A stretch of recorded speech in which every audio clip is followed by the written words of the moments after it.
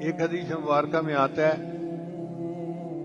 اور یہ روایت سیدنا حسن لانو سے ہے، وہ فرماتے ہیں کہ جو بندہ نماز کے بعد آیت الکرسی کی تلاوت کر لیتا ہے وہ اگلی نماز تک اللہ کی سپرداری میں آ جاتا ہے۔ اتنی بڑی خوشخبری ہے اس حدیث مبارکہ میں، کوئی بندہ اللہ کی سپرداری میں آ جائے، اس سے بڑی اور گارنٹی کیا ہو سکتی ہے؟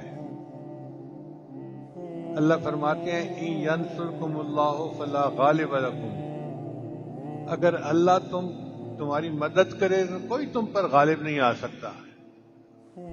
اب ہم پریشان پھرتے ہیں گھر کی وجہ سے، رزق کی وجہ سے، بے برکتی کی وجہ سے، اور اس کا علاج نبی علیہ السلام نے ہمیں بتلا دیا۔